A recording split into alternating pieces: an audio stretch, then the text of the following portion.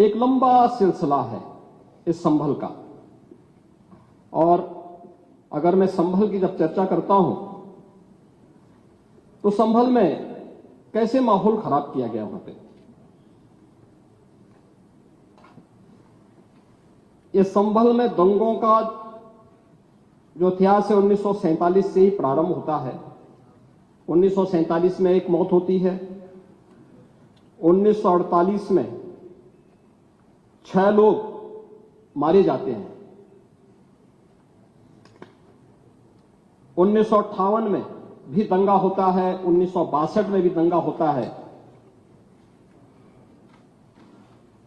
1976 में भी 5 लोगों की मौत वहां पर हुई थी और 1978 में 184 हिंदुओं को सामूहिक रूप से जला दिया गया था।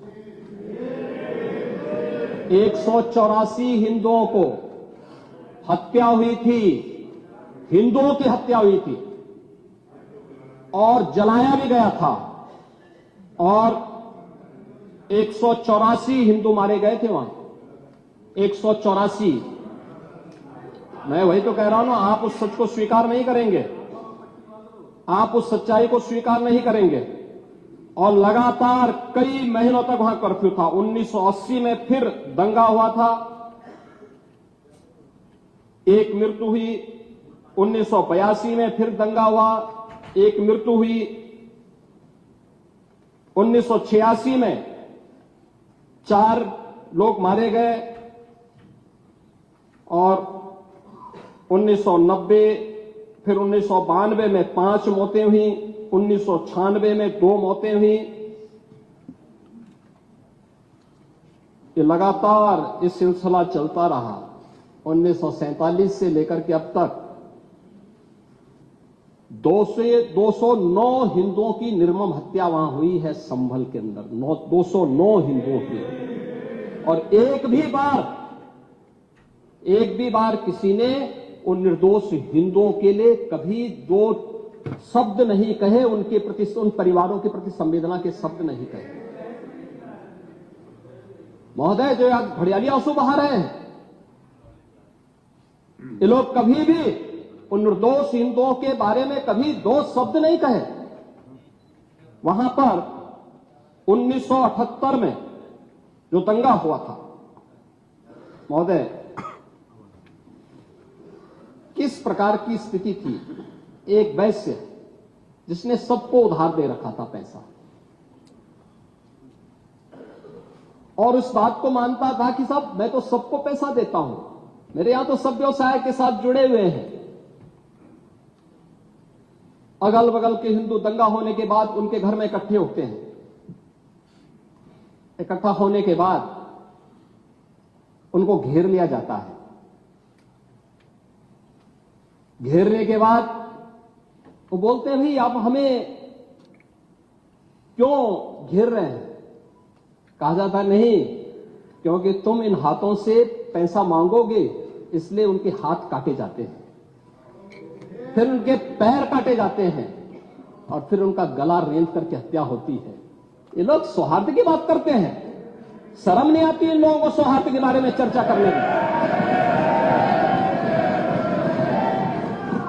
1978 से जो मंदिर आज निकल रहा है, 1978 से इन लोगों ने कभी खोलने नहीं दिया उस मंदिर को, जो आज बजरंगबली का मंदिर निकल रहा है, जो वहां पर आज 22 कुएं किसने बंद किए थे? इन 22 कुओं को भी वहां पे बंद किया गया। और वहां का माहौल इतना तनावपूर्ण किसने बनाया था? ये पत्थरबाज कौन थे? एक भी गिरफ्तारी बिना साक्ष्य के नहीं हो रही है।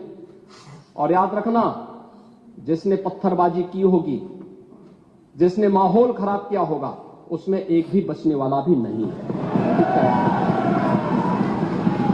एक भी नहीं बचेगा। हम माननीय उच्चतम न्यायालय के आदेश का पालन करते हैं, सम्मान भी करते हैं। और क्या संविधान को आप मान रहे हैं? क्या आप लोग संविधान के प्रति सचमुच वचनबद्ध हैं? मैं तो धन्यवाद दूंगा माननीय अध्यक्ष जी को इस बात के लिए कि आज उन्होंने संविधान की मूल प्रति यहां पर दी। बाबा साहब भीमराव अंबेडकर जी ने 26 नवंबर 2049 को जिस संविधान को बनाकर के देश को सौंपा था, उस मूल संविधान की प्रस्तावना को एक बार पढ़िए। मौलिक कर्तव्यों के बारे में, मौलिक अधिकारों के अध्याय के चित्र को देखिए। अलग अलग उन आर्टिकल के उस पृष्ठों का अवलोकन करिए, आपको उसमें राम भी नजर आएंगे, कृष्ण भी नजर आएंगे। लंका दहन के उपरांत बजरंगबली भी नजर आएंगे, ज्ञान का उपदेश देने वाले बुद्ध भी नजर आएंगे। भारत की समृद्ध परंपरा का दर्शन आपको उस संविधान में मिलेगा जो बाबा साहब भीमराव अंबेडकर ने दिया था। लेकिन उस मूल संविधान में कहीं भी धर्मनिरपेक्ष या पंथ निरपेक्ष या फिर समाजवाद शब्द नहीं है, और ये आप सबकी आंखों को खोलने वाला होना चाहिए। आप लोग संविधान में बदलाव की बात करते हैं। जिन लोगों ने संविधान का गला घोंटा, उनका पिछलग्गू बन करके केवल सत्ता हथियाना चाहते हैं, जनता की आंखों में धूल झोंकना चाहते हैं। ये नहीं हो सकता। ये देश आपको नहीं करने देगा, और वह प्रति आपको दी गई है, आप उसका अवलोकन करिए। और मैं नेता विरोधी दल को इसलिए बोलना चाहता हूं, बुद्ध ने करुणा और मैत्री का संदेश उस कालखंड में दिया था जब विदेशी हमले होने शुरू हो गए। लेकिन उससे पहले राम ने कहा था, निस्सरहीन करो मही भुज उठाए प्रणकीन। उससे पहले भगवान कृष्ण ने भी कहा था, परित्राणाय साधूनाम विनाशाय च दुष्कृताम। और हम तो राम और कृष्ण को ही मानते हैं, बुद्ध पर विश्वास करते हैं, उन्हीं को आदर्श मान करके हम लोग कार्य करते हैं। शासन पद्धति एक भी इंच इधर उधर नहीं करते इसकी जगह। और इसीलिए मैं आपसे कहने के लिए आया हूं, संबल की घटना या कुंदर की जीत, जैसे ही आपकी खटाखट की असलियत सामने आई, जनता ने कहा सपाचक। उपचुनाव में 9 में से 7 तो भारतीय जनता पार्टी और एनडीए गठबंधन जीता है। और यही नहीं, सीसामऊ और करहल, याद करिए 2022 में समाजवादी पार्टी ने करहल में 70,000 से लगभग 67,000 से जीती थी। इस बार वह मात्र 13-14,000 तक आ गई है। वो भी चच्चू थोड़ा वहां पे कृपा कर लिए, नहीं तो वहां भी सपा चढ़ तय था। अगली बार होगा, अगली बार होगा चच्चू। अरे आप चिंता मत करिए, अगली बार नहीं रहे, बहुत ज्यादा रहे। अगली बार सीसामऊ में भी बाल बाल बच गए, और इसलिए इस बौखलाहट में कि कुंदरकी में लोगों को अपनी जड़ें याद आने लग गई हैं। अब आपने देखा होगा उन लोगों के वक्तव्य को, डिजिटल मीडिया में थोड़ा अवलोकन करिए और देखिए वहां पे जब लोग चिल्ला चिल्ला के बोल रहे हैं कि इन विदेशियों से पिंड छुड़ाना है, क्या बोल रहे हैं लोग। सबको अपनी जड़ें याद आने लग गई हैं। और मुझे लगता है जिस दिन इकबाल महबूब जी को भी अपनी जड़ें याद आएंगे, वह भी फिर यही बात बोलेंगे जो इधर के माननीय सदस्य कह रहे हैं। महोदय, मैं उनसे कहूंगा कि एक बार बाबरनामा का जरूर, बाबरनामा को जरूर पढ़ें।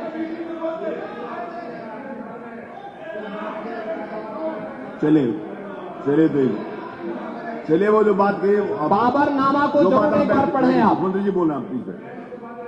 चलो आप दे देना जब अवसर हो। खबरनामा को एक बार पढ़ें। आप बैठिए। महोदय, संभल की घटना के साथ ही मैं प्रदेश के अंदर अलग अलग समय में जो दंगे अलग अलग समय में हुए हैं। 1972 में आगरा में दंगा हुआ, 19 लोग मरे थे। आजमगढ़ में 1972 में दंगा हुआ, 3 लोग मरे थे। बहराइच में 1973 में दंगा हुआ, 1 व्यक्ति की मौत हुई थी। गोंडा में 1973 में दंगा हुआ, 1 व्यक्ति की मौत हुई। प्रयागराज में 1973 में एक दंगा हुआ, 2 लोगों की मौत हुई। मेरठ में 1973 में दंगा हुआ, 8 लोगों की मौत हुई। आगरा में फिर 1974 में दंगा हुआ, 1 व्यक्ति की मौत हुई। पीलीभीत में 1974 में दंगा हुआ, 3 लोगों की मौत हुई। कानपुर में 1975 में दंगा हुआ, 2 लोगों की मौत हुई। मुरादाबाद में 1976 में दंगा हुआ, 3 लोगों की मौत हुई। बहराइच में 1976 में फिर दंगा हुआ, 3 लोगों की मौत हुई। बुलंदशहर में 1977 में दंगा हुआ, 2 लोगों की मौत हुई। वाराणसी में 1977 में दंगा हुआ, 8 लोगों की मौत हुई। मुरादाबाद में 1978 में दंगा हुआ, 19 लोगों की मौत हुई। अलीगढ़ में 78 में दंगा हुआ, 21 लोगों की मौत हुई। ये लगातार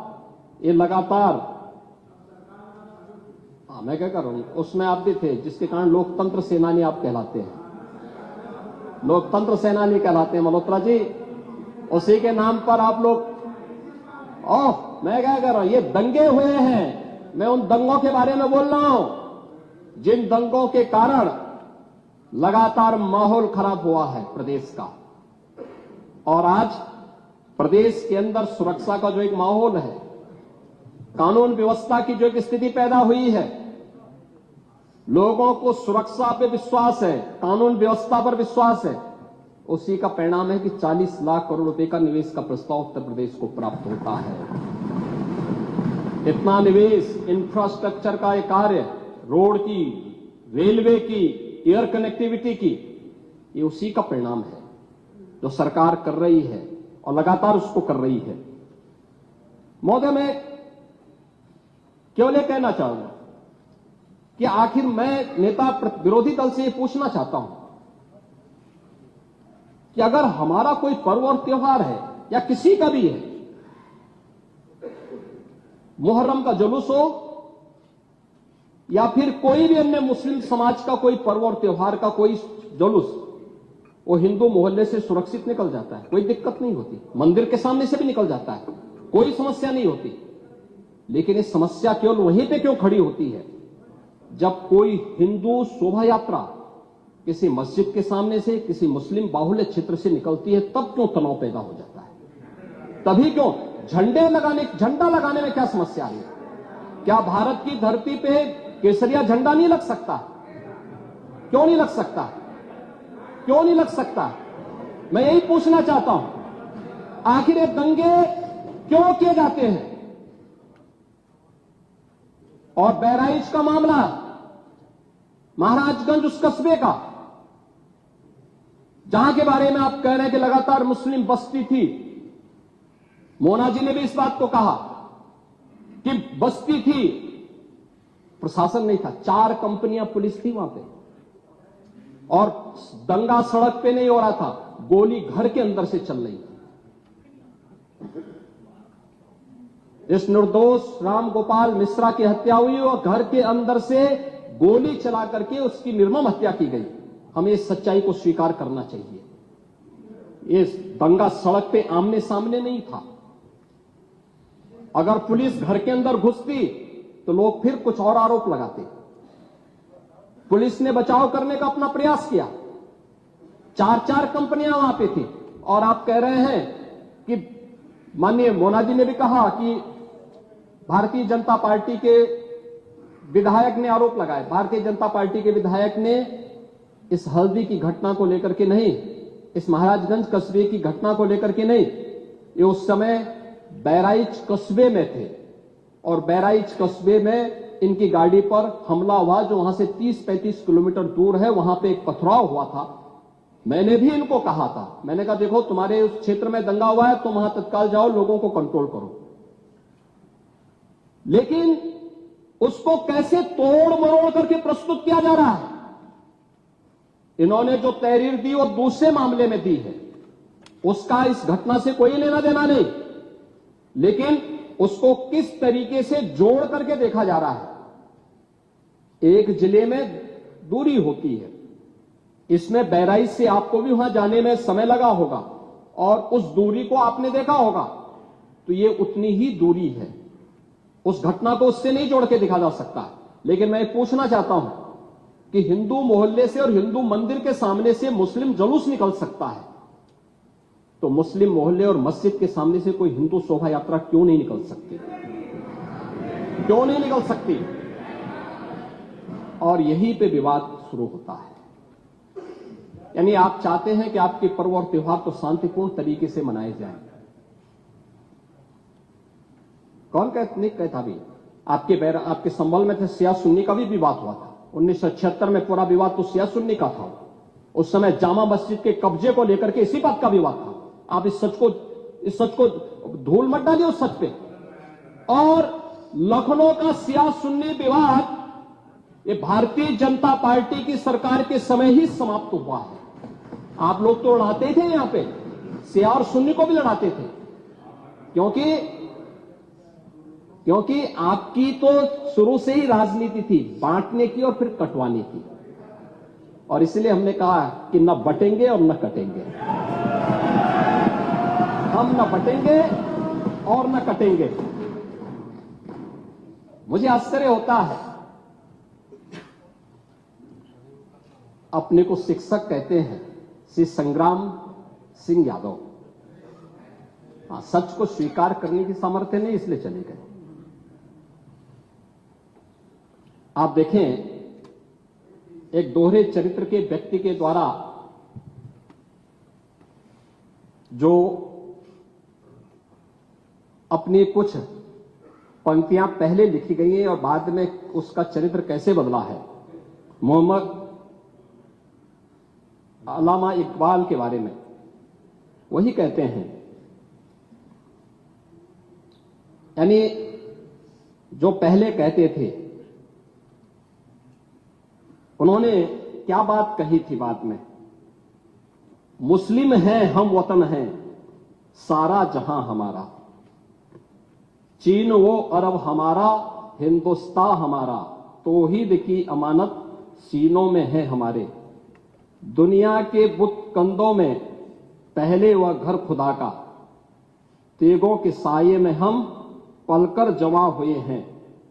मकरीब की वादियों में गूंजी अजा हमारी, बातिल में दबने वाले हे आसमां नहीं हम, हे गुलस्ताए अब्दुल्लस वो दिन है याद तुझको, ये मौज ये दजला तू भी पहचानती है हमको, ये अर्ज ये पाक तेरी हुर्मत पे कट मरे हम, सालार ये कार्रवाई है मीर ये हिजाज अपना, इकबाल का तराना बाग ये दरा है गोया। मुस्लिम है हम, वतन है सारा जहां हमारा। अब आप मुझे बताओ, क्या इकबाल को आप अपना आदर्श मानते हैं क्या? इस इकबाल को मानेंगे क्या? वो अपने को पेशे से शिक्षक कहते हैं। ऐसे शिक्षक छात्रों को पढ़ाएंगे तो दुर्गति कराएंगे। यानी इकबाल की एक कविता को यहां पे पढ़ करके और वास्तविक सच से आप धूल डाल करके उसको छुपा नहीं सकते हैं। और मैं इसीलिए कहना चाहूंगा कि महोदय, प्रशासन ने पूरी कार्रवाई की है और लगातार हमारे संज्ञान में सारी बातें हैं। एक एक बात पर सरकार नजर रख रही है। 25 करोड़ की आबादी का प्रदेश है और 25 करोड़ की आबादी के प्रदेश में पिछले 7.5 वर्ष के दौरान सभी पर्व और त्योहार शांतिपूर्ण तरीके से संपन्न हुए हैं। सभी वीवीआईपी विजिट सकुशल संपन्न हुई है। अयोध्या में श्री राम जन्मभूमि पर भगवान राम के भव्य मंदिर के कार्यक्रम को भी, जिसको लेकर के आप बहुत बड़ा पहले प्रदेश के मन में भय पैदा करते थे, वह भी सकुशल संपन्न हुआ। आज प्रदेश में जब सर्वत्र सुरक्षा का एक बेहतरीन माहौल है और 2025 में जब उत्तर प्रदेश को यह गौरव प्राप्त होने जा रहा है कि दुनिया का सबसे बड़ा आध्यात्मिक और धार्मिक सामाजिक जो उत्सव हो, एक महापर्व है महाकुंभ प्रयागराज, जिसमें पूरी दुनिया का एक समागम होने वाला है, जब इसे आयोजित करने का अवसर प्राप्त हो रहा है, तब मैं विपक्ष के अपने साथियों से कहना चाहूंगा कि प्रदेश के माहौल को अपने वक्तव्यों से और अपने करतूतों से कृपया खराब न करें। प्रदेश आगे बढ़ना चाहता है, विकास के अपने लक्ष्यों को प्राप्त करना चाहता है, लेकिन मैं इस बात के लिए आश्वस्त करूंगा कि 25 करोड़ जनता को सुरक्षा देना, उनकी हर प्रकार से हिफाजत करना, ये प्रदेश सरकार की जिम्मेदारी है। लेकिन अराजकता, पत्थरबाजी और किसी भी इस प्रकार के आदेश के खिलाफ जो माननीय न्यायालय ने आदेश किया है, उसके बाद भी कोई कानून को अपने हाथों में लेकर के कानून को ठेंगा दिखाने का प्रयास करेगा, तो सरकार उससे सख्ती से निपटने का काम भी करेगी। और वही सख्ती वहां पर आवश्यक है जहां पर लोगों ने माहौल खराब करने का प्रयास किया है। एक भी निर्दोष नहीं जाएगा। जितने भी विजुअल्स होंगे उसके वीडियो फुटेज हैं, गोली चलाते हुए, कट्टा लहराते हुए, तलाशी के दौरान पत्थरबाजी करते हुए, घरों के छतों के ऊपर जो पत्थर रखे गए हैं, ये सारी विजुअल्स हमारे पास हैं और उसके अनुरूप ही कार्रवाई होगी।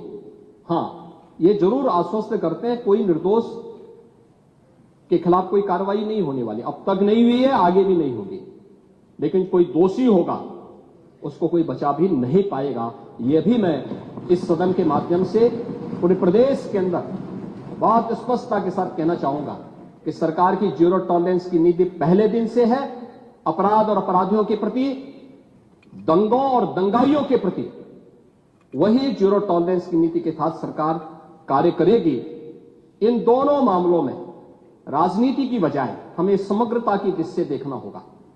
और समग्रता की दृष्टि से ये जो मैंने पहले माननीय नेता विरोधी दल को कहा कि आखिर ये कहां लिखा है संविधान में कि किसी मुस्लिम बाहुल्य क्षेत्र में हिंदू शोभा यात्रा नहीं निकल सकती, और जब आप रोकते हैं तभी हिंदू पक्ष से भी रिएक्शन आता है कि साहब हम भी नहीं जाने देंगे।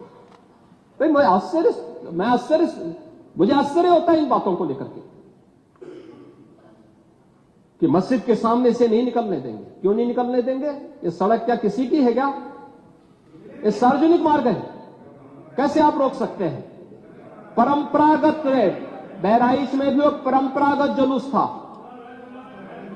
परंपरागत जुलूस था, वही मैं कह रहा हूं, परंपरागत जुलूस था।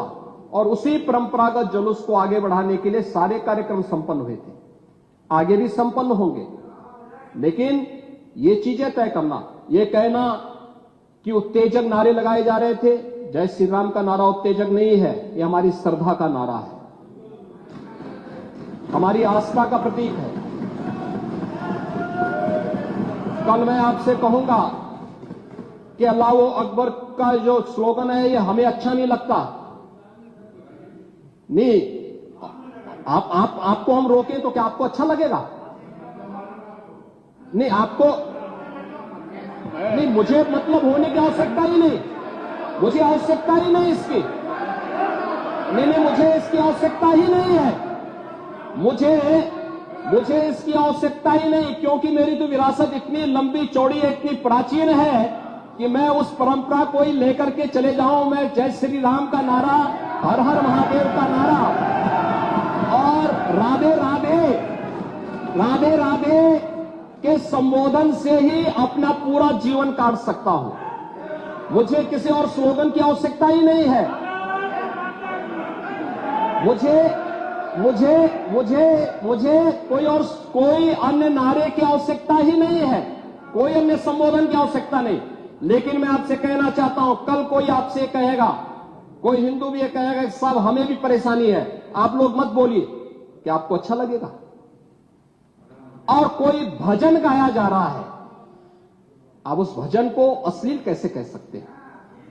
कैसे कह सकते हैं? कांवड़ यात्रा में क्या अश्लील गाने बजते हैं? अरे भगवान शिव के गाने बजते हैं, भगवान शिव के भजन गाए जाते हैं।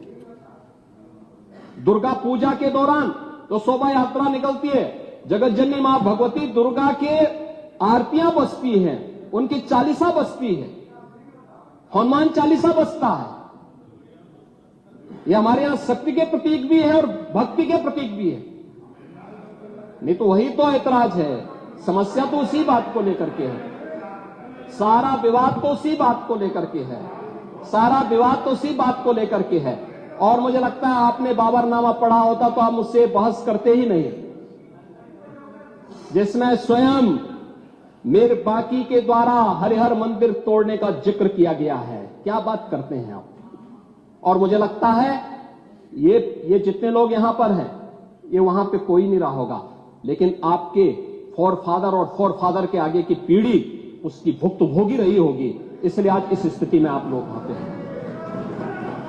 कुंदरकी में लोगों का एहसास हुआ है, एक दिन एहसास आपको भी होगा और जरूर होगा।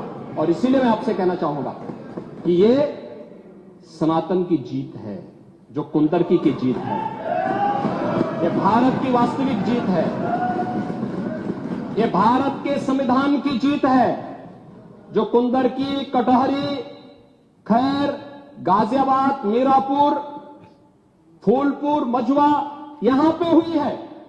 ये वास्तव में यही है भारत के संविधान। आप तो सबको कटघरे में खड़ा करते हैं। मुझे आश्चर्य होता है कि आखिर आप मानते किसको हैं? आप मानते किसको हैं? मुझे एक बात बताओ कि भारत के संविधान के अनुरूप माननीय उच्चतम न्यायालय, एक तरफ आपने सर्वे के बारे में माननीय उच्चतम न्यायालय की बात का स्वागत किया, और माननीय उच्चतम न्यायालय ही एक बात को कहता है, बार बार भारत के माननीय उच्चतम न्यायालय ने समान नागरिक कानून की बात देश के अंदर लागू करने की कही है। और भारत अकेला देश है, भारत अकेला देश है जिसमें बहुसंख्यक समाज अपने लिए विशेष अधिकार की मांग नहीं करता है, बल्कि एक समान नागरिक कानून की मांग कर रहा है। और अगर एक माननीय न्यायाधीश ने, इलाहाबाद उच्च न्यायालय के एक माननीय न्यायाधीश ने उस समान नागरिक कानून की वकालत की, तो आप उनके खिलाफ महाभियोग का नोटिस राज्यसभा में दे दिए। या आपके दोहरे चरित्र को नहीं दिखा दो तो क्या है ये? आखिर दुनिया के अंदर यही हो रहा है, लेकिन भारत के अंदर बहुसंख्यक समाज कह रहा है कि साहब एक समान नागरिक कानून लागू करो। लेकिन अगर वही माननीय न्यायाधीश एक सामाजिक सांस्कृतिक संगठन के कार्यक्रम के दौरान इस बात को कहते हैं कि दुनिया के अंदर ये है, अगर भारत के अंदर इसको मांग करने की वकालत हो रही है तो बुरा नहीं। और माननीय उच्चतम न्यायालय बार बार इसके बारे में सरकार को कह चुकी है, लेकिन आप लोग उसमें एक तरफ उच्चतम न्यायालय के द्वारा सर्वे पर रोक लगाने का स्वागत कर रहे हैं, बुलडोजर की कार्रवाई पर दी गई गाइडलाइन का स्वागत कर रहे हैं। उसका तो स्वागत हमने भी किया है, क्योंकि उत्तर प्रदेश अकेला राज्य है जिसने बुलडोजर की कार्रवाई को अक्सरशः सुप्रीम कोर्ट की उस गाइडलाइन के अनुसार अंजाम दिया है, अक्सरशः। और इसीलिए मैं कह रहा हूं कि यही स्थिति है कि माननीय न्यायाधीश इलाहाबाद उच्च न्यायालय ने अगर वक्तव्य दिया समान नागरिक कानून के बारे में, तो समाजवादी पार्टी, कांग्रेस, इन सब के लोगों ने राज्यसभा में उनके खिलाफ एक महाअभियोग की नोटिस ही दे करके आप सच को मुंह जबरदस्ती बंद करना चाहते हैं। और वहीं पे नहीं किया आपने, यहां पर भी आप चुप नहीं रहे। राज्यसभा के माननीय सांसद, माननीय सभापति तो भारत के महामहिम उपराष्ट्रपति भी हैं,